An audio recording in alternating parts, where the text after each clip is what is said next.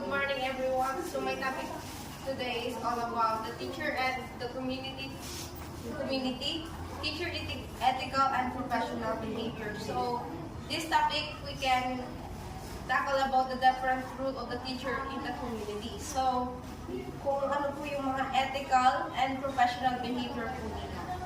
So Code of Ethics for Professional Teachers. So in Article 3, the very title of this unit indicates that the teacher are expected to be part of the community. So to be part of the community definitely means to participate in the life of the community. So, di ba nga, sabi nga nila, teachers are essential part of the community. So importante po yung teacher. Kasi pag walang teacher, wala lahat. Diba? Wala lahat ng mga professions. There. And then, so what is the community referred to here? The 8th section of Article 3 of the Code of Ethics refers to the community within the school and the community outside the school. Doon naman sa outside. So, how can teacher be a part of the community? So, the various section of Article 3. So first one is teacher as a facilitator of learning in Article 3, Section 1. State that the teacher is a facilitator of learning and the development of the youth. Therefore, shall render the best service by providing an environment conducive for such learning growth. So,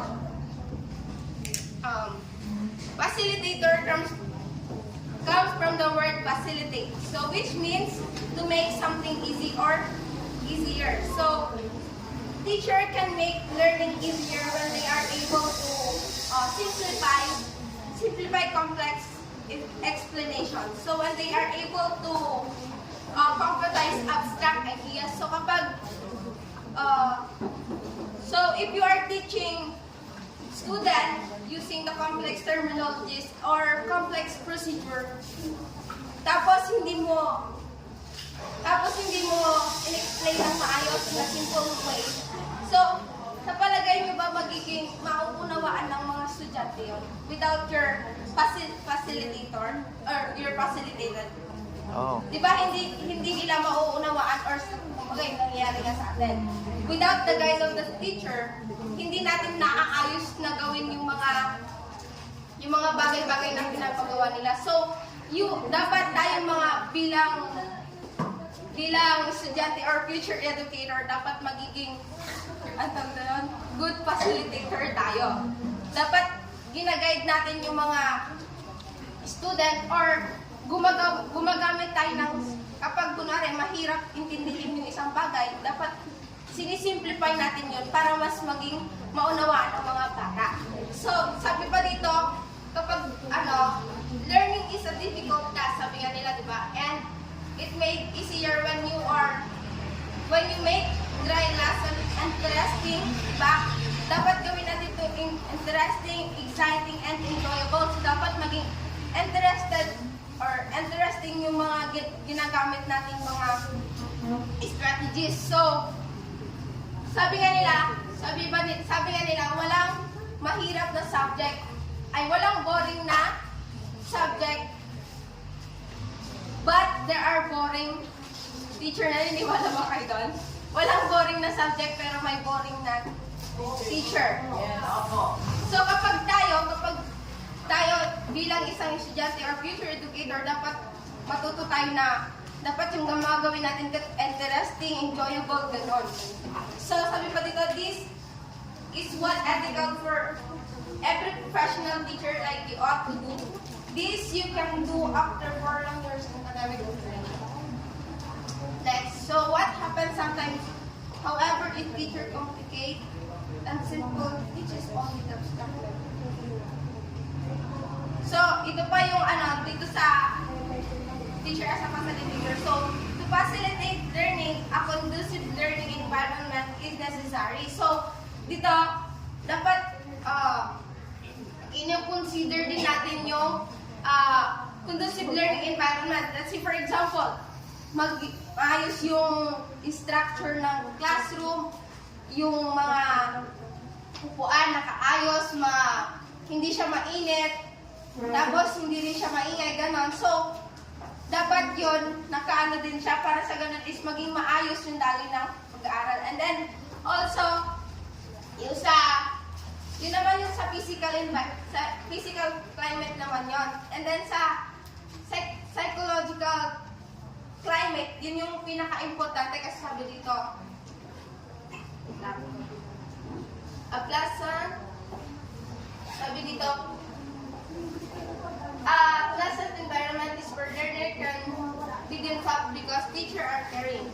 No need to put best self forward because teacher and classmates truly care and take care for who you are. All forms of bullying has no place and conducive learning. So, yun nga yung sinasabi ko kanina na psychological climate is a lot better kasi dapat dito sa loob ng classroom, walang bullying na nangyayari, and then dapat hindi sila nahihiyang yung nga yung magkamali, kumbaga dapat yung i-ano mo is yung natututo sila sa kanilang pagkakamali. And then wag mo dapat silang i-judge ng yung masasaktan sila, ganon. And then also, dapat yung competition is healthy. Di ba? Kadalasan kasi sa mga nangyayari, yung competition is nagiging ano na, parang tawag doon. Yun nga, dapat maging healthy yung competition na gagawin natin. And also, yun yung sinabi ko kanina.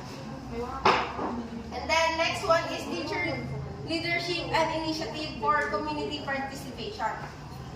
Section 2 refers to the leadership and initiative of the professional teacher to participate in community movement for moral, social, economic, and civic betterment of the community. As professional teacher, you do not live in ivory tower, meaning you are not supposed to be removed nor out from community life. School are the heart of communities, and you as a professional teacher are expected to be in the world and be in the world with others and for others. Sabi nga nila, so, dapat dito, you as a teacher, di ba, leadership and initiative. So, dapat meron tayong pagkukusa. So, you can, in this article, sabi niya, provide leadership and initiative. This implies that a professional teacher, you have not to wait community.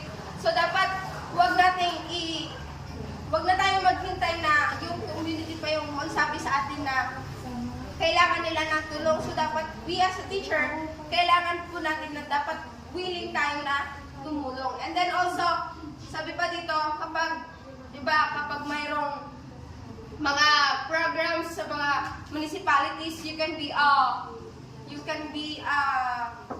guest or you can be speaker, ganon. Tapos, pwede ka rin maging judge. Pwede ka rin maging,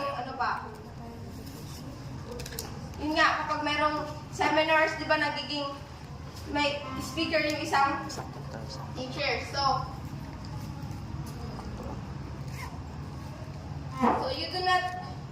you do not just welcome the opportunity to lead. Section 2 state that the professional teacher ought to take initiative to offer you help for improvement of the community. Many a time you can be a guidance, sabi nga dito, you can be a guidance counselor, a prayer leader, commentator, or a leader in a religious celebration, fiesta, coordinator, judge, or coach for a contest, financial advisor, or di ba kapag kunwari, kailangan din nila ng kapag may mga sakit, you can be a nurse or doctor, ganon, sa inyo palagi hinahanap. So, ibig sabihin, teacher is all around, di ba? Yung sinasabi nila, teacher dapat alam mo lahat, pero hindi naman siguro yan. So, teacher talaga is napaka-importante na community. Malaking tulong talaga ang teacher para sa bawat isa sa atin, di ba? So, yun lang po. Yun lang.